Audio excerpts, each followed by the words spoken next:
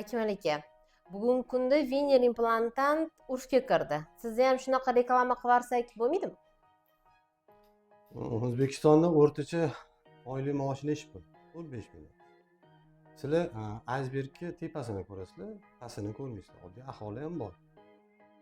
Nima ko'rasiz, oddiy aholiga, masalan, men o'rta stomatologlarga aytardim. Nima taklifinglar bor bularni yechimini qilishga?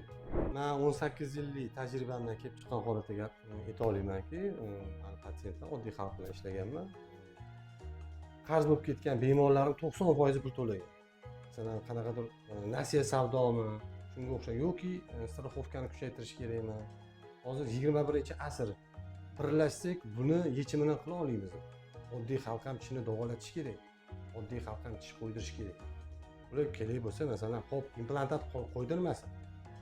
Tishini davolatsin, bo'lmasa sanatsiyadan chiqib ketsin, tishini oldirmoqchimi, oldira olsin. Doktor oldiga bemalol kela oladigan, davolatadigan, svobodniy bo'lish kerak. Masalan, eng zo'r stomatolog ham oddiy xalqqa tishini davolab, zo'r stomatolog. Men nima demoqchiman? O'zbekimizni oxalat kiyganimizni doktor sifatida baribir xalqqa ham o'ylash kerak. Biz buyuk o'zbeklar farzandimiz. Oddiy xalqqa ham sog'lig'ini kimdir o'ylash kerak. Мало кто помнит, что в 1941 году великий узбекский народ не отдал из 650 тысяч беженцев детей ни одного ребенка в детский дом. Это может только великий народ себе позволить.